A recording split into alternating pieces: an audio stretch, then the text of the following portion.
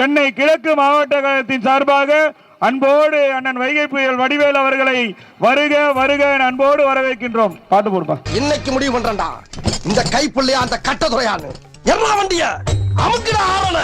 2026ல நம்ம ஐயா மாண்புமிகு தமிழக முதலமைச்சர் தான் திருப்பி முதலமைச்சர் 100க்கு 100 உண்மை. ஓ இவரா? ஆமா, நீங்க முதல்ல பதவி ஏத்த உடனே இவர் அயல் நாட்டு அதிபர் செலவிய இவர்கிட்ட கொடுத்து இவரு சோதனை பண்றாரு. தமிழக முதலமைச்சர் தான் திருப்பி முதலமைச்சர் 100க்கு 100 உண்மை. எது 100க்கு 100 உண்மை. இதுதான் ஒத்துழைப்பு. 200 நிச்சயம், 200க்கு மேல வர்றது நம்ம லட்சியம்.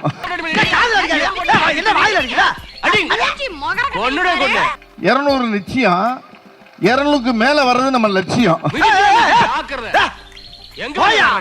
2011 தேர்தலில் தேமுதிக தலைவர் விஜயகாந்தை எதிர்த்து பிரச்சாரம் செய்தது போல தாவேக தலைவர் விஜயையும் எதிர்த்து பிரச்சாரத்தில் களம் இறக்கப்படவிருக்கிறார் எனவும் கூறப்படுகிறது. வேலு மேல தெருக்கு தெரு சேட்டையை காட்டிட்டு நம்ம தெருக்கு வந்திருக்கான். இப்ப நம்ம சேட்டையை நாம காட்டுவோம். ஓகேடா, இன்னைக்கு என்னெல்லாம் பண்ண போறானோ. கேட்ட பையன் சார் இந்த பால்சாமி. உதயநிதி அவர்களுக்கு அங்க என்ன கிணறு வட்டிக்கிட்டு இருக்காங்க பேசியா. 58 கடந்து, சாரி 58 எனக்கு, நீ வேற பார்த்துறாங்க. 48 கடந்து 59 அடியெடுத்து வைக்கும் அண்ணன். 49 என்னடா? இல்ல ஒரு பேச்சுக்குப்பா. இல்ல தண்ணி கிண்ணி போட்டிருக்கியா? ஏன் இப்படி பேச்ச மாத்தி மாத்தி பேசுற? 58 கடந்து, சாரி 48 கடந்து 59 அடியெடுத்து வைக்கும் அண்ணன். 49 இல்ல வடிவேலுக்கு என்னாச்சு? என்ன அந்த பக்கமா சுத்துற? நீ அறிவாளின்னு சொல்றேன்டா லூசு. Very good. விஜயகாந்த் அவர்கள் வாய் கொஞ்சம் அப்படியே குளறுனா குடிச்சிட்டு வந்திருக்காரு, குடிச்சிட்டு தான் பேசுவார் அப்படின்னு சொல்லக்கூடிய வடிவேலு இன்னைக்கு அவர் பேசுற பேச்செல்லாம் கேட்டா 58 கடந்து 48 கடந்து 59 அடியெடுத்து வைக்கும் அண்ணன். குடிகார இதை விட நல்லா பேசுவானேப்பா அப்படிங்கிற மாதிரி தானே இருக்கு. ஐயோ, பேசாம தூங்கி இருக்கலாம், நானே வந்து மாட்டிக்கிட்டனே. 49 வயசை அடியெடுத்து வைக்கும் அண்ணன் பிறந்த நாளுடைய இந்த நிகழ்ச்சியில் நான் கலந்துக்கிட்டு ரொம்ப பெருமையா இருக்கு.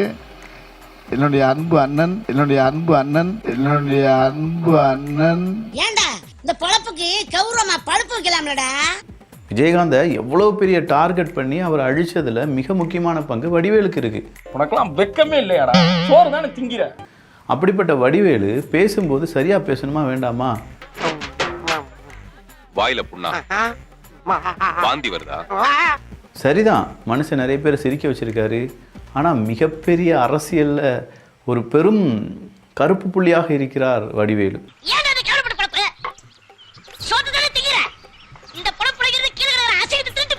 விஜயகாந்த் அவர்கள் வாய் கொஞ்சம் அப்படியே குளறுனா குடிச்சிட்டு வந்திருக்காரு, குடிச்சிட்டு தான் பேசுவார் அப்படின்னு சொல்லக்கூடிய வடிவேலு அப்படியா செய்தி மறந்து விட்டேனடா என் செல்வமே. அப்படிப்பட்ட வடிவேலு மறுபடியும் திமுகக்காக களமிறங்க போகிறார் அப்படிங்கிற செய்தி நரி ஊழையிட்டுருச்சுடே அப்படிங்கிற மாதிரி இருக்கு. அவர் எப்பயுமே வந்து சுறுசுறுப்பான ஒரு எறும்பு மாதிரி இருப்பார். அப்படியே நான் பார்த்துருக்கேன். கரெக்டா அங்கேயே துப்பிட்டானே உதயநிதி சார். அவர் திரைப்படத்தில் நடிக்கும் போதே பாத்தீங்கன்னா அவருக்கு என்ன வேலை கொடுக்குறாங்களோ டைரக்டர் அந்த வேலையை கரெக்டா அவரு வாங்கி அதை பொறுமையா ரொம்ப அங்க கட்டுப்படுவாங்க. இப்படி என்ன கிளம்ப வேண்டியதானே? அதான் துப்பிட்டில போக வேண்டியதானே? அதே மாதிரி இன்னைக்கு தலைமை என்ன பொறுப்பு கொடுத்துருக்கோ அந்த பொறுப்பு பாத்தீங்கன்னா கரெக்டா அழகா வாங்கி உள்வாங்கி மக்களை தயார் பண்ணி அந்த தகுதிக்கு ஏற்ற மாதிரி தன்னை மாத்திக்கக்கூடிய அளவுக்கு ஒரு பெரிய ஒரு சிந்தனைவாதி அவரு. அவனை சொல்லி நிறுத்துங்களேன்டா. அவன் நிறுத்துற அந்த லூசுக்கு மட்டும் வந்துட்டே இருக்கான். போடுறா வர நிறுத்துற அவனை. அவர் கலைஞருடைய பேரன் அல்லவா? சினிமா கேட்போம், கேட்போம், கேவலம் கேட்போம். இல்லங்க நானும் இல்ல சார், விளையாட்டுக்கு தான் நாங்க சொல்றேன். விளையாட்டுக்கு சொல்றேங்க. விளையாட்டு கேட்டாலும் இதான ரூல் தானே சார். கேட்போம். நான் பார்த்த சினிமால பார்த்த உதயநிதி சாருக்கும் இன்னைக்கு அரசியல்ல இறங்கி மக்களுக்கு பணி செய்ய வந்தவொடனே அவருடைய உருவம், அவருடைய பேச்சு எல்லாமே சினிமாவுக்கு இதுக்கு சம்பந்தமே இல்லாம இருக்கு. சினிமா பாணி அவர் முகத்துல பார்க்கவே முடியாது. இப்ப என்னது ஒரு பேச்சுக்கு சொன்னா உடனே நல்ல சிறப்பா பிக்கிறாங்க. அவருடைய பணி என்னன்னா உழைப்பு. எப்படி ஸ்டாலின் ஐயாவுக்கு இப்படி கலைஞர் பேர் வச்சாங்க. அவர் பேர் வந்து ஸ்டாலின் கிடையாதான், உழைப்பு உழைப்பு உழைப்பு. அந்த உழைப்புக்கு பிறந்த புள்ள எப்படி இருக்கும்? சோறு திங்கிறியா இல்ல பியல் திங்கிற இந்த பொழப்புக்கு 4 பேர் பொழைக்கிற மாதிரி கிகோலோ பையன். எப்பவுமே இவங்க ஜெயிக்க முடியலன்னா சினிமாக்காரங்களை போய் பிடிப்பாங்க. 2011 அழகிரியை கூப்பிட்டு இந்த வடிவேலை வந்து பிரச்சாரத்தை கூட்டிட்டு வா அப்படின்னு. வடிவேல் வந்தோன்னு கூட்டிட்டு போவாங்க. ஆனா வடிவேலு தானே ஒரு தோல்விக்கு காரணமாக இருந்தார். போன இடத்துல எல்லாம் விஜயகாந்த் அசிங்கமா பேசினார். ஸ்ரீரங்கம் தொகுதியில் ஜெயலலிதா நின்னாங்க, ஜெயலலிதாவை கேவலமாக பேசினார் வடிவேல். மக்கள் அப்பவே எதிர்ப்பு ஓட்ட ஆயிச்சார். திமுகவுக்கு போடக்கூடாது, இந்த அம்மாவை இவ்வளவு கேவலமா பேசுறாரு. இது பிறந்ததுல இருந்தே இப்படித்தானா? மூளை வளர்ச்சி குறைவா? அதனால இப்ப தோல்வி பயம் வந்த உடனே இப்ப வடிவேலை போய் கூட்டிட்டு வர்றாங்க பிரச்சாரம். வடிவேலை பிரச்சாரத்துக்கு கூட்டிட்டு வந்தா அவர் ஃபுல்லா போதையில வர்றாரு. அவர் பக்கத்துல 2 மந்திரி காவலுக்கு, இன்னொருத்தர் முன்னாள் மத்திய அமைச்சர் ராசா, 3 பேர் நின்னுக்கிறாங்க. அண்ணன் போதையில என்ன பண்றாரு? உதயநிதி பிறந்த நாள், உதயநிதிக்கு 58 வயசு ஆயிடுச்சு அப்படிங்கிறாரு. உடனே பக்கத்தில் இருக்கிற மந்திரி 58 இல்லை 48 தான் ஆகுதுங்கிறது. 48 ரைட் நான் 58ன்னு சொல்லிட்டேன் அப்படின்ட்டு அடுத்தது மறுபடியும் இப்போ 58 முடிஞ்சு 59 ஆகுதுங்கிறாரு. மறுபடியும் 58 கடந்து 48 கடந்து 59 அடியெடுத்து வைக்கும் அண்ணன். 49 என் வயசுன்னு நினைச்சிட்டான்ப்பா 58ங்கிற. அவர் வயசு 65 ஆச்சு. 1960 பிறந்தவர். அவர் வயசு அவருக்கு ஒழுங்கா தெரியல. உதயநிதி வயசும் ஒழுங்கா தெரியல.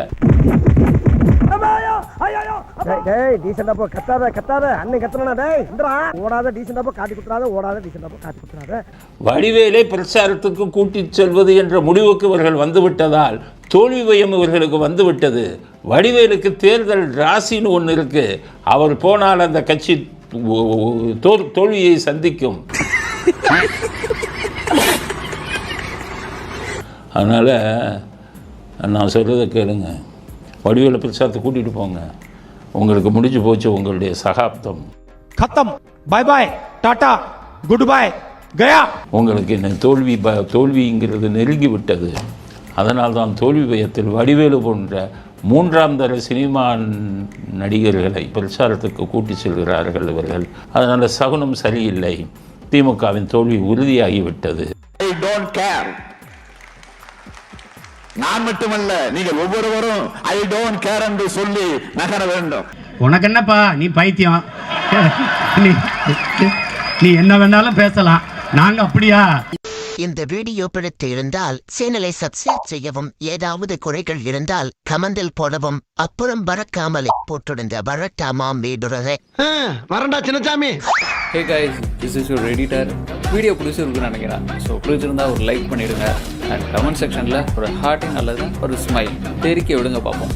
இப்ப எனக்காக நீங்க ஒரு குத்துனா குறைஞ்சா போயிருவீங்க. சரி பாசக்கரப்ப ஒரே ஒரு குத்தி விட்டு போவோம். வாடாங்க.